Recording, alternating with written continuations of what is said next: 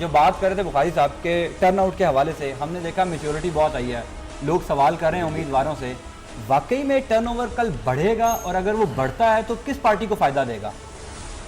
Turnover अगर बढ़ेगा ना तो इसका फ़ायदा सीधा सीधा पीटीआई को जाएगा, यह भी याद रखिए। क्यों? यूथ जो है उनके लिए आज भी इमरान खान के साथ ज़्यादा एफिलिएशन है उनकी। और दूसरा है ख़वातीन, जिनको बाज़ दफ़ा घरों से निकलते हुए देर हो जाती है। अभी भी बेशुमार इलाके हैं जहां उनको वोट डालने नहीं दिया जाता।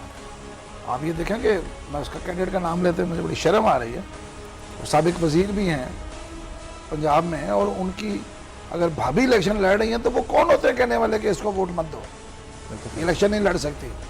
ये बहुत गलत बात है। मतलब हैरानी है कि मुझे उनका इलेक्शन बैन क्यों नहीं हुआ, जब इलेक्शन कमीशन ऐसे लोगों को जो कि वोट डालने से रोकते हैं वहाँ इलेक्शन नलीफाई कर देता है कि ख़वातीन को रोका गया। तो जो उम्मीदवार ऐसा कह रहा है, ये चीज़ें होनी चाहिए थी, लेकिन मेरा ख्याल है अभी पाकिस्तान में ये चीज़ें आनी है सामने।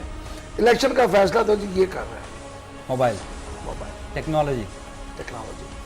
ये इसका इस्तेमाल 2002 में नहीं था, 2008 में नहीं था, लेकिन 2013 के बाद तेज़ी से बढ़ा है। एक छोटे से चंद इंच के मोबाइल के अंदर जितना कुछ समा गया है ना, वो आम आदमी की इस्तात से बहुत ज़्यादा है।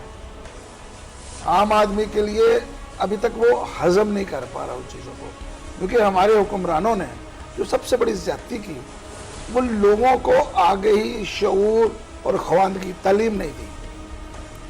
ये एक बहुत बड़ी ज़्यादती थी। अगर ये इनको आगे ही शऊर ये पहले बेहतर कर लेते तो ये शायद लोग पहले समझ जाते हैं।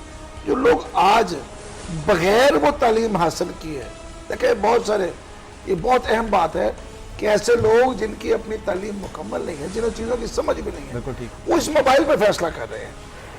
फिर क्यों आप चीखते हैं? आप लोगों को पढ़ाई देते ना,